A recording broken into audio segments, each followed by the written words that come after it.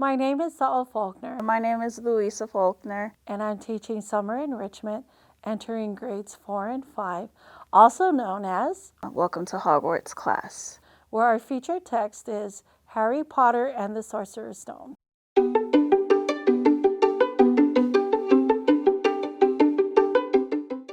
I decided to take a popular storybook and turn it into a focused text in which I can incorporate reading, writing, and math, all centered around one piece of literature. So what I wanted to do was to create a learning space that was not a typical classroom, in which the students can feel transported and part of the setting in the textbook, and in hopes that the students would feel engaged and actively involved in the story. Everything that we have here in the classroom was handmade. All of the different displays we have here are all made of cardboard, and we tried to reuse whatever cardboard was here on campus. We repainted and repurposed them to help bring forward the vision of the class. And then we also handmade a lot of the different knickknacks that the kids really enjoyed. And we kind of brought those all in so that the kids can better engage with them and to bring the story alive. So as you enter into the classroom, you'll find Ollivanders, the wand shop, which we just converted our cubbies into Ollivanders, which students were able to connect to their project in which they created their own wands, and then they wrote about their wands after they've read the chapter which talked about the wands and the different powers that were in it. So it was interesting to see the students be able to take that creative piece, develop it out based on the information they gained from reading that particular chapter. Then as you move through the room, we have a section that we call it our potions corner. So 1 week we focused on different types of mixtures where students used the cauldrons that were in the room, and they were able to create a recipe for bubbles. And that was just using basic household materials that they can use to create their own bubble mixture. And then we extended it to another real world connection where we brought in one of their popular treats that they had on the train going to Hogwarts, and it was chocolate frogs. So to bring in a cooking recipe and to allow the students to explore cooking and to be able to use fractions and math, they were able to create their own chocolate frogs.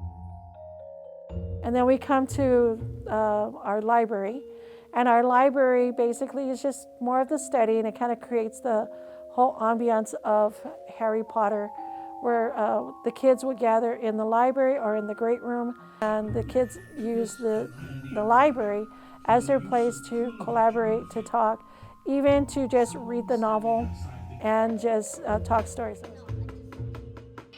We also have a Hogwarts Express train, which was another interesting feature for the kids, because as they came across that part in the story, it was really exciting for them to see that the different elements that were in the story were showing up in the classroom. For them to have the actual Hogwarts Express in the room really brought that portion of the story to life for them. A lot of the curiosity for the students actually stems from what they read in a story and then drag it back out into certain areas, like being able to highlight engineering and have students create different aspects of things that they saw in a story. Like, for example, when students read about going to Gringotts to get the Sorcerer's Stone.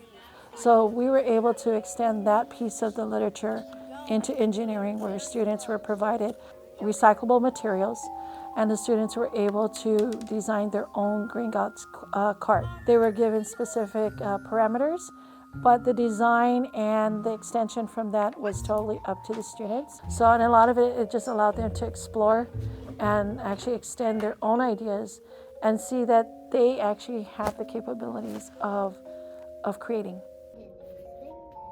Another great takeaway is how much pride they have within themselves. That as they watched every bulletin board with their work starting to go up, showcasing of their carts, showcasing of their completed projects, hanging up student work within the space itself, and seeing that their work actually fits in with the decor. I think that that's another great takeaway for them. When you give them a beautiful space to exhibit their work, they're willing to put in that extra work. They're willing to make sure that it's their best work. By just providing the right learning space and giving them the right activities, students can then take it and make it their own. And I think one of my greatest takeaways is that at the end of the program, students have more than just academics that they walk out with. They're going to have a lot of great memories.